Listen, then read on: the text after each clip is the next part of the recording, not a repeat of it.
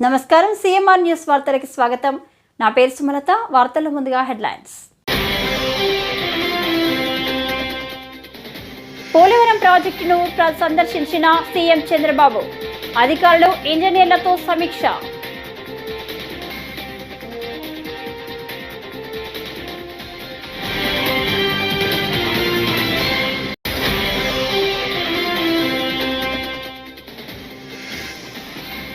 రాష్ట్రంలో కూటమి ప్రభుత్వం యథేచ్ఛగా కక్ష సాధింపు చర్యలకు పాల్పడుతుందని భూమన కరుణాకర్ రెడ్డి ఆగ్రహం వ్యక్తం.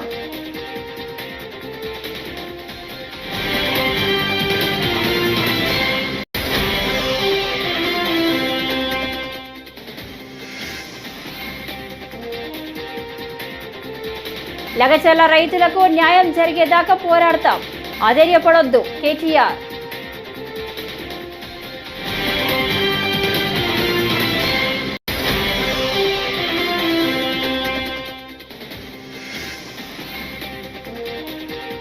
సినిమాల నుంచి మంచి కన్నా చెడే ఎక్కువ తీసుకుంటున్నారు హోంమంత్రి అనిత.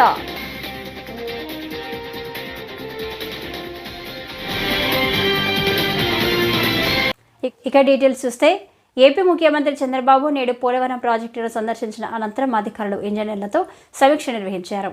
ఈ సందర్భంగా ఆయన మాట్లాడుతూ చైనాలోని 3 గోద్రేజ్ డ్యామ్ కంటే పోలవరం మెరుగైన ప్రాజెక్టు అని పేర్కొన్నారు. పోలవరం ప్రాజెక్టు కోసం 2014-19 మధ్య రాత్రింబవలు శ్రమించామని తెలిపారు. ఒకేసారి 32,000 క్యూబిక్ మీటర్ల కాంక్రీట్ వేసి వరల్డ్ రికార్డు సృష్టించామని చంద్రబాబు వెల్లడించారు. గతంలో డయాఫ్రమ్ వాల్ను 414 రోజుల్లో పూర్తి చేశామని అన్నారు. జర్మనీకి చెందిన బాయర్ సంస్థ డయాఫ్రమ్ వాల్ నిర్మించిందని వివరించారు.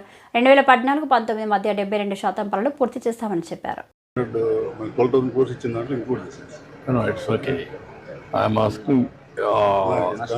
నష్టం ఎంత 2000 crores హెడ్ వైస్.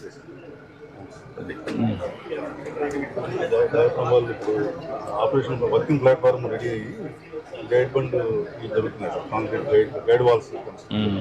సార్ ఇప్పుడు ఇటువైపు ఏమో టెస్ట్ చేస్తున్నారు సార్, ఇందా చూసాను. ఈ టెస్ట్ అవడం తోటి ఈ బండి ఇటు కూడా మొదలు పెట్టింది సార్. ఇటువైపు ఏమో వాళ్ళు డేషన్ అది ఓడోమెట్రిక్ వేరే టెస్ట్ సార్.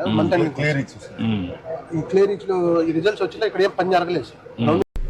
ఆ రోజు తెలుగుదేశం ప్రభుత్వం కంటిన్యూ అయి ఉంటే 2021కి ప్రాజెక్ట్ పూర్తి అయిపోయేది. 2021కి అయిపోయింది. 2020-21 పూర్తి అయి ఉంటే ఈరోజు రాష్ట్రం ఎంత బెనిఫిట్స్ వచ్చేటో ఒకసారి చూసుకోవాలి. పట్టిసీమ ప్రాజెక్టు తీసుకపోతే దాన్ని ఎగతాళి చేశారు. ఎందుకు కట్టారన్నారు, ఎక్కడ స్టోరేజ్ ఉందన్నారు. ఆ పట్టిసీమ లేకపోతే కృష్ణా డెల్టా ఎడారి అయిపోయేది. అలాంటివన్నీ విన్యాసాలు చేశారు. ఇప్పుడు 10 ఏళ్లుగా పట్టిసీమి శ్రీరామ రష్ అయిపోయింది. ఆ ప్రాజెక్ట్ లేకపోతే ఎంత ఇబ్బంది పడేవాడో అన్ని ఇబ్బందులు పడేవాడు. అంటే ఒక వ్యక్తి యొక్క అజ్ఞానానికి, మూర్ఖత్వానికి, లేకుంటే రాక్షసత్వానికి నిదర్శనం ఇచ్చేది. బాధేస్తుంది చెప్పాలంటే, కోపం వస్తుంది, ఆవేశం వస్తుంది, సభ్యత అడ్డం వస్తుంది. మామూలుగా కాదు. నాకు తెలిసి ఈ ప్రాజెక్ట్ కోసం ఎంత కష్టపడ్డాను. నేను పండగ పూట నేను పోతూ అమెరికాకు పోవాలంటే నేను నాగపూర్కి వెళ్ళాను. మినిస్టర్ దగ్గర వెళ్ళి ఇక్కడ నమూనా కూడా పెడితే అవన్నీ ఇక్కడ పాట్నా అనుకుంటా, ఇది పూణే నాగపూర్లో మంత్రి దగ్గరికి పోయాను. పూణేలో నమూనా పెడితే నమూనాను చూసి అవన్నీ కూడా ఎట్లా చేయాలని అవన్నీ ఆలోచించుకొని మళ్ళా వచ్చాను. ఒకసారి అరుణ్ జైట్లీ ఉండేవాడు. మేము ల్యాండ్ అక్విజిషన్ మేము ఎట్లా ఇస్తామంటే, ప్రాజెక్ట్ అంటే ఏంటి అని చెప్పి, నువ్వు సుప్రీంకోర్టు లాయర్వి, ఇట్లా ఆర్గ్యూ చేసి ఎట్లా అన్ని మొత్తం రాత్రంతా వీళ్ళందరినీ పెట్టి రాత్రంతా ప్రిపేర్ చేసి ఆర్గ్యుమెంట్స్ తయారు చేసకపోతే గడ్కరీ ఇద్దరు కలిసి అరుణ్ జైట్లీ మీరు చెప్పింది కరెక్టే ఒప్పుకున్నారు. అంటే ఎంత పట్టుదలగా ఆ ప్రాజెక్ట్ని తీసుకొచ్చామంటే ఆ రోజు దాన్ని కూడా ఎగతాళి చేశారు. నేను ప్రధానమంత్రికి ఇచ్చినప్పుడు ప్రధానమంత్రి నీతి ఆయోగ్కి రెఫర్ చేశారు.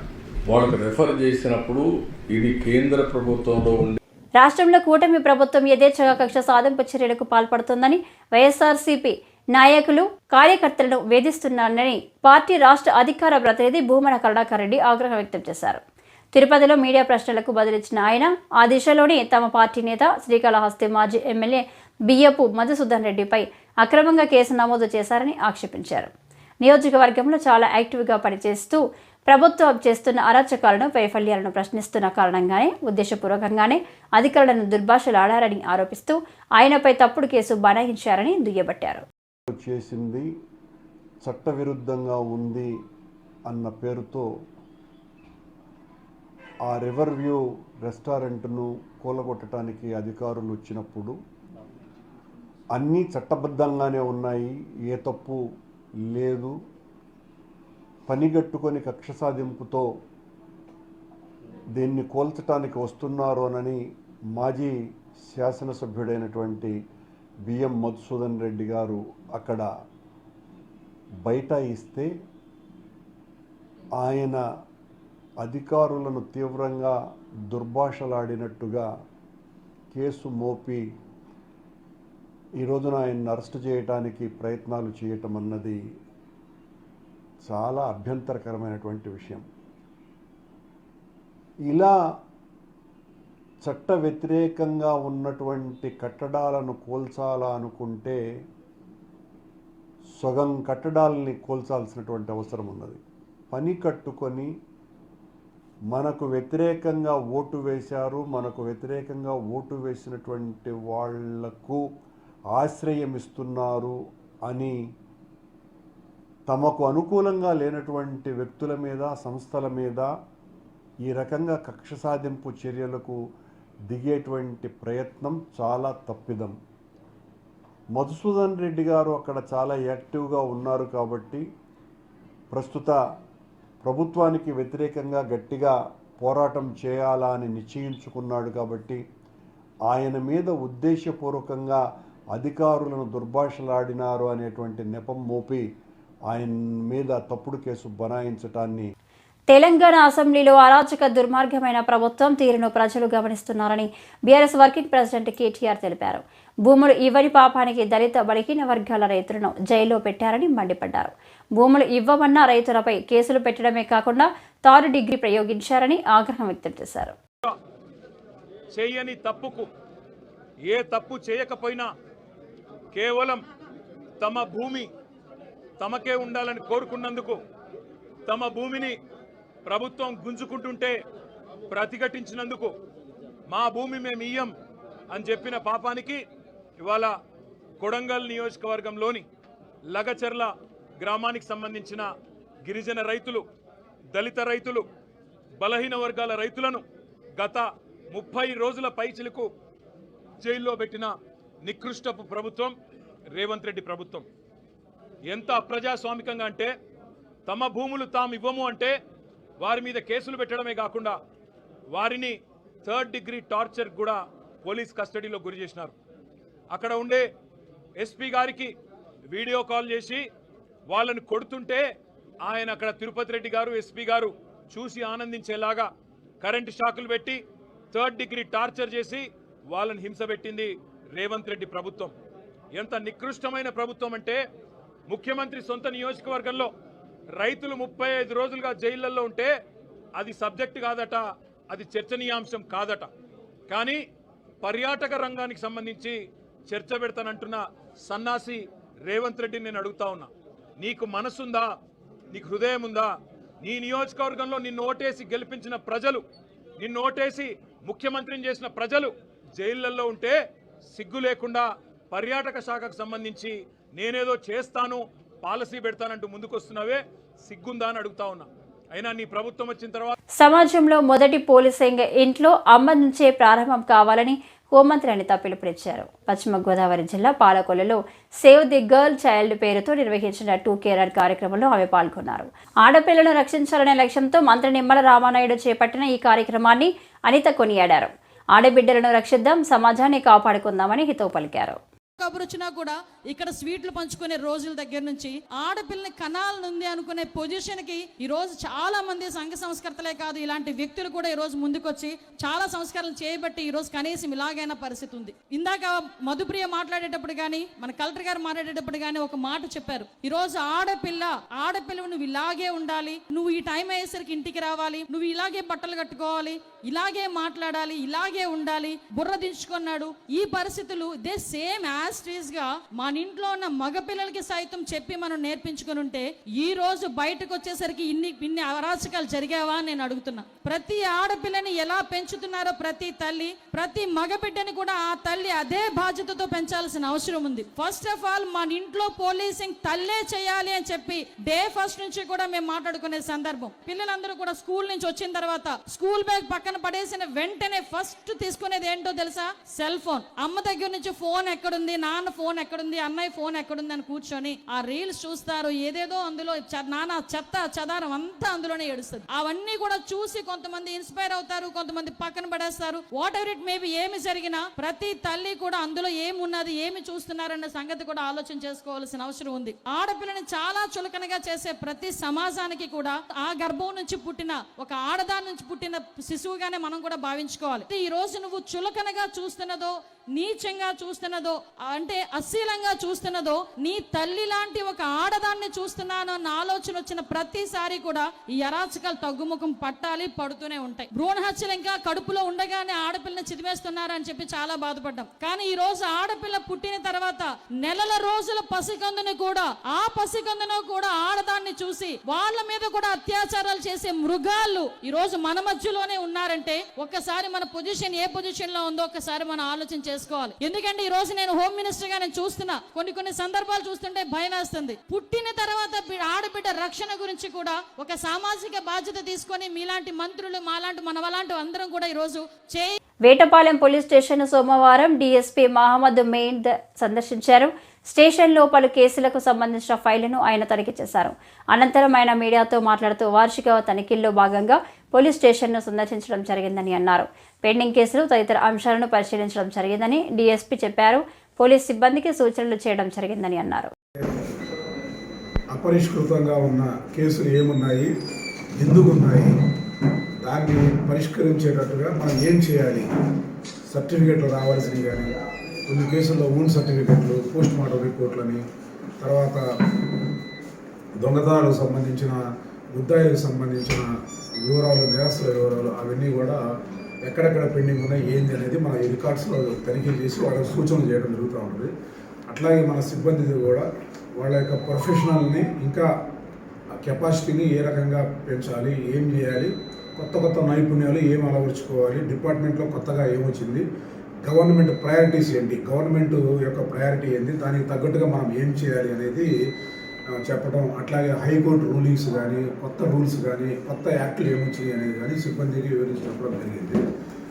అట్లాగే సిడీ ఫైల్స్ కానీ అవి కానీ చెప్పడం. అట్లాగే యాక్సిడెంట్ కేసులు, ఈ మధ్య యాక్సిడెంట్ కేసెస్ జరుగుతున్నాయి, వాటిని ఏ రకంగా తగ్గించాలి. అట్లాగే కొంతమంది మిస్సింగ్ కేసులు జరుగుతూ ఉంటాయి, మిస్సింగ్ కేసులు ఏ రకంగా పరిష్కరించాలి, ఎందుకు మిస్సింగ్ కేసులు జరుగుతున్నాయి, వాటిని కంట్రోల్ చేయడానికి మనం ఏమైనా చేయగలమా ఏంది అనేది ఆ కారణాలు కనుక్కోవటం, ఆ కారణాలను విశ్లేషించడం. అట్లా కొంతమంది ఇక్కడి నుంచి వెళ్ళిపోయి ఎక్కడెక్కడో ఉంటుంటారు, వాళ్ళని మనం ఏ రకంగా తీసుకురావాలి, మనకు సాల్వ్ కాని కేసులు పక్క పోలీస్ స్టేషన్ల వారి సహాయంతో ఏ రకంగా చేయాలనేది పెట్టడం జరిగింది. అట్లాగే సీసీ కెమెరాలని దాని యొక్క ప్రాముఖ్యత, దాన్ని ఎట్లా ఇన్స్టాల్ చేయాలి, ఏ ఏరియాలో సీసీ కెమెరాలు ఉంటే బాగుంటుంది అని చెప్పేసి అది డిస్కస్ చేయడం. అట్లాగే మనది ఏరియా, ఈ రిసార్ట్ ఏరియా, బాగా బీచ్ ఏరియా కూడా మన వేటపాలెం పరిధిలో ఉంది కాబట్టి చాలామంది బయట నుంచి కూడా విజిటర్స్, ట్రావెలర్స్. బాపట్ల పర్చూరు నియోజకవర్గ ఎమ్మెల్యే ఏలూరి సాంబశివరావు ఆదివారం రాత్రి బాపట్లలో జిల్లా urban development authority chairman Salagala Rajasekhar ప్రమాణ స్వీకార కార్యక్రమంలో పాల్గొన్నారు. ఈ సందర్భంగా ఆయన మాట్లాడుతూ ముఖ్యమంత్రి చంద్రబాబు నాయుడు అభివృద్ధి సంక్షేమాన్ని పరిగెత్తిస్తున్నాడని అన్నారు. టీడీపీ రాకతో గ్రామాల్లో రోడ్లకు మోక్షం కలిగిందని ఆయన చెప్పారు. వివిధ సందర్భాల్లో నా నియోజకవర్గంలో కూడా ముఖ్యంగా దళిత కాలనీల్లో పార్టీని ఇంకా చేరువుగా తీసుకెళ్ళాలి, వాస్తవాలని అర్థమయ్యే రీతిలో చెప్పగలగాలి. తెలుగుదేశం పార్టీ ఏ రోజు కూడా ఓట్ల రాజకీయం దళితులతో చేయలేదు. అధికారంలో ఉన్నప్పుడు నిజాయితీగా పనిచేసి దళితుల జీవితాల్లో కొంత మెరుగైన ఫలితాలను సాధించడానికి పనిచేసింది. కాబట్టి ఈ విషయాలన్నీ కూడా మనం నిజాయితీగా బలంగా ఆయా వర్గాల ప్రజల్లోకి తీసుకెళ్లాలని చెప్పి వారిని కోరినప్పుడు దాదాపు 60-70కి పైగా కాలనీల్లో వారు ప్రతిరోజు వెళ్ళి అక్కడ చిన్న చిన్న గ్రూప్ మీటింగ్లు పెట్టి వారితో ఇంటరాక్ట్ అయ్యి ఎంతోమంది యువకుల్ని అక్కడ పార్టీకి పనిచేసే దాంట్లో బ్రహ్మాండంగా ప్రేరేపించి వారందరినీ కూడా మెయిన్ స్ట్రీమ్లో పార్టీలో కలిపారు. మనస్ఫూర్తిగా వారికి ప్రత్యేక ధన్యవాదాలు తెలియజేస్తా ఉన్నా. ఈ రకంగా నేను ఇవన్నీ ఎందుకు చెప్పానంటే, ఏదైనా బాధ్యత ఇచ్చినప్పుడు దాన్ని సమర్థవంతంగా నిర్వర్తించే దాంట్లో శక్తివంచన లేకుండా ఆయన పనిచేస్తారని చెప్పడానికి ఇవన్నీ కూడా చెప్పడం జరిగింది. చాలా సందర్భాల్లో నేను వర్మ గారు ఎన్నోసార్లు వారి గురించి ఈ ఎన్నికలు అయిపోయిన తర్వాత బాపట్ల జిల్లాలో ఉన్న ప్రభుత్వ అసైన్డ్ భూములు 200 ఎకరాల్లో స్వాధీనం చేసుకుని వాటికి హద్దురాళ్లు ఏర్పాటు చేయాలని జై భీమ్రావు భారత పార్టీ జిల్లా అధ్యక్షుడు పర్రెకోటయ్య డిమాండ్ చేశారు. సోమవారం బాపట్ల జిల్లా పార్టీ కార్యాలయంలో ఆయన మీడియాతో మాట్లాడారు. బాపట్ల జిల్లా కలెక్టర్ ప్రత్యేక ఆదేశాలు జారీ చేసి ప్రభుత్వ భూములను ఆక్రమించుకున్న వారిపై చర్యలు తీసుకోవాలని కోరారు. అందరికీ నమస్కారం అండి. నా పేరు పర్రెకోటయ్య. నేను జై భీమ్రావు భారత పార్టీ జిల్లా అధ్యక్షుడిగా పనిచేస్తున్నాను. మరి బాపట్ల నియోజకవర్గంలో ప్రభుత్వం భూములు ఎన్ని ఉన్నాయని చెప్పి ఎంక్వైరీ చేయగా రెవెన్యూ సిబ్బంది 200 ఎకరాలు ఉన్నాయని చెప్పి తేల్చినారు లెక్కలు. మరి ఇప్పుడున్నటువంటి కూటమి ప్రభుత్వం మరి చంద్రబాబు నాయుడు గారు కానీ అలాగే రెవెన్యూ మినిస్టర్ అనగాని సత్యప్రసాద్ గారు కానీ మరి ప్రభుత్వం భూములు ఎక్కడుండో గుర్తించాలని చెప్పి ఒక జీవో రిలీజ్ చేసినప్పుడు బాపట్ల నియోజకవర్గంలో రెవెన్యూ డిపార్ట్మెంట్ వాళ్ళు 200 ఎకరాలు ఉందని చెప్పి కాగితాలకే పరిమితం చేసి చెప్తున్నారు. అలా కాదండి. ఎక్కడైతే ఈ బాపట్ల నియోజకవర్గంలో 200 ఎకరాల భూమి ఉందో అక్కడ ఆ భూమి దగ్గర ఇది ప్రభుత్వ భూమి అని చెప్పి బోర్డులు నాటాలి. కంపల్సరీగా నాటి ఇది ప్రభుత్వం భూమి, ఇది పేదల భూమి అని చెప్పి నాటితే ఎవరైతే ఆ ప్రభుత్వ భూములు ఆక్రమించుకున్నారో ఆక్రమణదారులు ఉన్నారో ఇమీడియట్లీగా వాళ్ళకి నోటీసులు ఇచ్చి ఆ ప్రభుత్వ భూముల నుంచి ఖాళీ చేయాలని చెప్పి నేను జై భీమ్రావు భారత పార్టీ తరఫున డిమాండ్ చేస్తున్నాను. అదేవిధంగా ప్రభుత్వ భూమి ఉందని చెప్పి కాగితాలకే పరిమితం చేస్తున్న ఈ రెవెన్యూ సిబ్బందిపై మరి తక్షణమే స్పందించి జిల్లా కలెక్టర్ గారు స్పందించి మరి ఈ యొక్క 200 ఎకరాల ప్రభుత్వం భూమి దగ్గర మరి ఎక్కడెక్కడైతే ఉన్నాయో బోర్డులు పాతి ఇది స్వాధీనం చేసుకోవాలని చెప్పి నేను జై భీమ్రావు భారత తరఫున కోరుతున్నాను. జై భీమ్, జై భారత్. తెలంగాణలో బెల్ట్ షాపులపై అడిగిన ప్రశ్నను కాంగ్రెస్ ప్రభుత్వం కావాలనే వాయిదా వేసిందని బీఆర్ఎస్ ఎమ్మెల్యే కేపీ వివేకానంద్ మండిపడ్డారు. రాష్ట్రంలో బెల్ట్ షాపుల సంఖ్య గణనీయంగా పెరిగిందన్నారు. కాంగ్రెస్ మేనిఫెస్టోలో బెల్ట్ షాపులను రద్దు చేస్తామని హామీ ఇచ్చారు. బెల్ట్ షాపులపై అధికారులు దాడి చేయడం లేదు, ఇంకా ప్రోత్సహిస్తున్నారు. డ్రగ్స్ వాడకం విపరీతంగా పెరుగుతుంటే ప్రభుత్వం చోద్యం చూస్తుందని విమర్శించారు. ప్రభుత్వాన్ని మరి అడిగి మరి ఒక బెల్ట్ షాప్ల బెడద నుంచి మరి ప్రజలకు విముక్తి కలిగిస్తారా అనే ఒక అంశం పైన ప్రశ్న ఉంటే మరి వారికి నచ్చిన ప్రశ్నలన్నీ తీసుకొని మా ప్రశ్న రాగానే మరి హౌస్ని వాయిదా వేయడం చూస్తే చాలా బాధాకరమైన విషయం. మరి గతంలో పిసిసి అధ్యక్షుడు రేవంత్ రెడ్డి గారు మరి గతంలో అసెంబ్లీలో కాంగ్రెస్ పక్ష నేతగా ఉన్నటువంటి బట్టి విక్రమార్క గారు వీరిద్దరు కూడా మేము అధికారంలో రాగానే ఎక్సైజ్ పాలసీని మేము చేంజ్ చేస్తాము, బెల్ట్ షాపులు పూర్తిగా ఎత్తివేస్తామని చెప్పేసి కూడా వారు అభయహస్తంలో హామీ ఇవ్వడం జరిగింది. ఏడాది కావస్తోంది, సంవత్సరం పూర్తి అయిపోయింది. బెల్ట్ షాపులు తీయకపోగా ఇంకా బెల్ట్ షాపులను ప్రోత్సహించి పెద్ద ఎత్తున ప్రతి వీధిలో ప్రతి గల్లీలో ఈరోజు బెల్ట్ షాపులు పెరిగిపోయినాయి. మరి వారిని బెల్ట్ షాపులు నియంత్రించడానికి ఏమేమి మీరు యాక్షన్ తీసుకున్నారంటే వారు ఇచ్చిన సమాధానంలో చూసాం. లిఖితపూర్వక సమాధానంలో పూర్తిగా బెల్ట్ షాపులను ప్రోత్సహించే విధంగా వారి యొక్క చర్యలున్నాయి. ఆబ్కారీ శాఖ వారి కానివ్వండి, పోలీస్ శాఖ వారి కానివ్వండి, ప్రభుత్వం తీరు కానీ కేవలం ఎన్నికల సమయంలో ఎన్నికల కోడ్ ఉన్నప్పుడే కేసులు అయినాయి తప్ప దాని తర్వాత నామమాత్రంగా రాష్ట్ర వ్యాప్తంగా 100-150 అయినాయి. పార్లమెంట్ ఎన్నికల సమయంలో తిరుమల శ్రీవారి ఆలయంలో ఆదివారం సాయంత్రం కార్తీక పౌర్ణమి దీపోత్సవం టీటీడీ ఘనంగా నిర్వహించింది. కార్తీక పౌర్ణమి నాడు సాయంత్రం శ్రీవారికి సాయంకాల కైంకర్యాదులు నివేదనలు పూర్తి అయిన తర్వాత ఈ దీపోత్సవం కన్నుల పండగ జరిగింది. శ్రీవారి ఆలయంలో కార్తీక దీపోత్సవ శోభను తిలకించి భక్తులు తన్మయత్వంతో పులకించారు.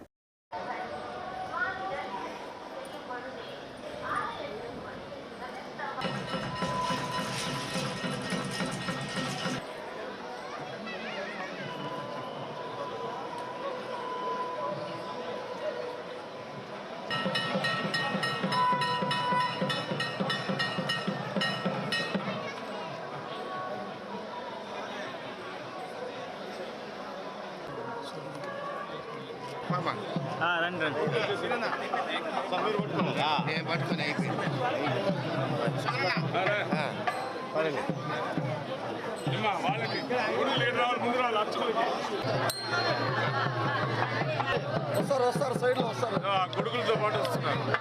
వాళ్ళ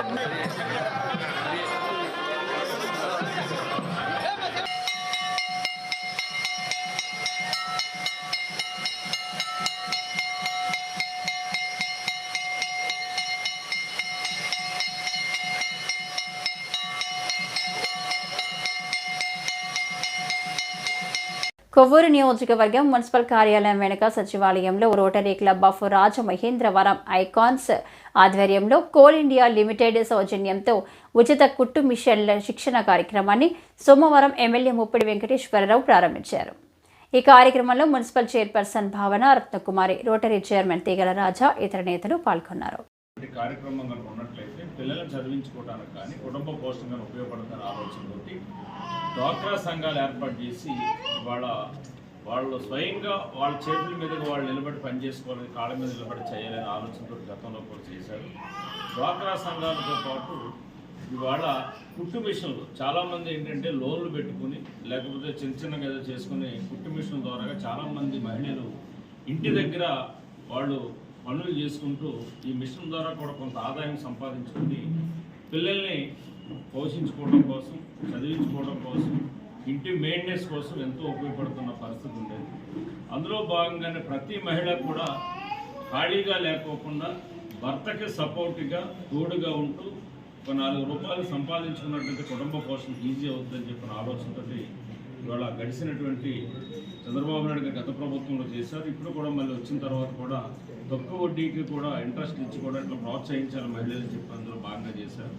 అందులో భాగంగానే ఇవాళ కోల్ ఇండియా లిమిటెడ్ వారి సిఎస్ఆర్ ప్రాజెక్ట్ తోటి మన రాజమహేంద్రలో ఉన్నటువంటి రోటరీ క్లబ్ వారి యొక్క సహకారంతో ఇక్కడ మనం కుట్టు మిషన్లు ఈ రోజుని ఇది 400 స్పీడ్ ఉన్నటువంటి కుట్టు మిషన్లు అని చెప్పారు. నేనే చాలా ఆశ్చర్యం వేసింది నాకు. ఎందుకంటే జనరల్గా అయితే కనుక 45-50 కంటే ఎక్కువ స్పీడ్ ఉండదు మనం వాడేస్తున్నటువంటి మిషన్లు అని చెప్పారు. కాబట్టి 400 మిషన్స్ అంటే ఇవాళ హెవీ మీరు బట్టలు, ఎందుకంటే పెద్ద పెద్ద టైలర్స్ దగ్గర మాత్రమే ఇవి ఉంటాయి. ఎందుకంటే వాళ్ళకి ఫ్లోటింగ్ ఎక్కువ ఉంటుంది కాబట్టి బట్టలు ఎక్కువ కుట్టాలి కాబట్టి వాళ్ళకి అటువంటి ఫ్లోటింగ్ ఎక్కువ ఉన్నటువంటి వాళ్ళ దగ్గర పెద్దవాళ్ళ దగ్గరే ఈ మిషనరీ ఉంటుంది. అటువంటి మిషనరీని ఇవాళ మన నియోజకవర్గంలో ఉన్నటువంటి మహిళలకు కూడా ఇవ్వాలనే ఆలోచనతో మనం సంబంధిత అధికారులు ఈ రోటరీ క్లబ్ సంబంధించినటువంటి వాళ్ళకి అన్నిటి కోల్ ఇండియా లిమిటెడ్ పులివెందులలో వైఎస్ కుటుంబాన్ని ఓడించిన ఒకే ఒక్క వ్యక్తిని తానేనని టీడీపీ ఇన్ఛార్జ్ బీటెక్ రవి పేర్కొన్నారు.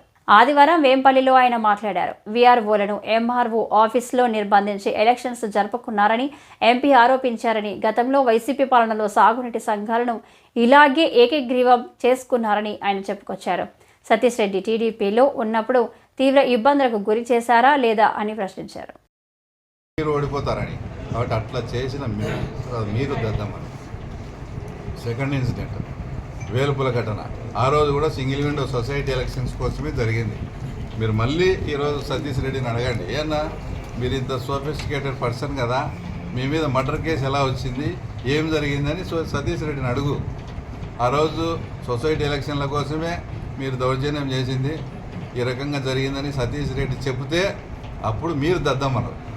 సతీష్ రెడ్డి చెప్పకుండా నా అంతకు నేనే కాల్చుకున్నా అని చెప్తే అతను దద్దమ్మ అవుతాడు. ఇట్లా ఎన్ని ఇన్సిడెంట్లు చెప్తే ఎన్నో కోకొల్లలు ఉన్నాయి. ఆ తర్వాత అంటే మీరు చెప్పినప్పుడు మీరు ఆ రకంగా చేసినప్పుడు మమ్మల్ని ఈరోజు ఏదైతే దద్దమ్మలు అంటున్నారో ముందు మీరు దద్దమ్మలను ఒప్పుకుంటే తర్వాత మేము అయినా కాదా అనేది మేము తర్వాత చెప్తాం. ఇంకా ఫ్రస్ట్రేషన్కి పోయి అద్దంలో చూసుకో, కూకటి వేలతో పెకలించాం అది ఇదని మాట్లాడినాం. అద్దంలో చూసుకుంటే ఇంకోటి చూసుకునే మీ 40 ఏళ్ళ చరిత్రలో వైఎస్ ఇంటి పేరుండి కడప జిల్లాలో ఓడిపోయింది ఒక బీటెక్ రవి చేతిలోనే అనే విషయం మీరు గుర్తుపెట్టుకోండి. నేనే ఉత్తర కుమారుని మాదిరి ప్రగల్భాలు చెప్పడంలే, మీ కుటుంబాన్ని ఓడించిన ఏకైక వ్యక్తిగా చెప్తానా. దానికి అద్దంలో చూసుకోవాల్సిన అవసరం లేదు. ఒకవేళ అద్దంలో చూసుకుంటే నంద్యాల జిల్లా ఆళ్లగడ్డలో మంచు మనోజ్, భూమా, మౌనిక పర్యటిస్తున్నారు. ఇవాళ దివంగత ఎమ్మెల్యే శోభా నాగిరెడ్డి జయంతి సందర్భంగా భూమా ఘాట్కు చేరుకొని నివాళులర్పించారు.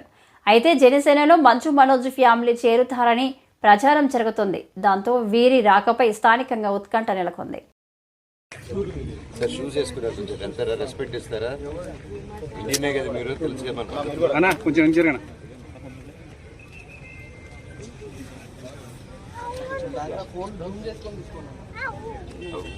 కొంచెం తమ్ముడు ఎక్కేదా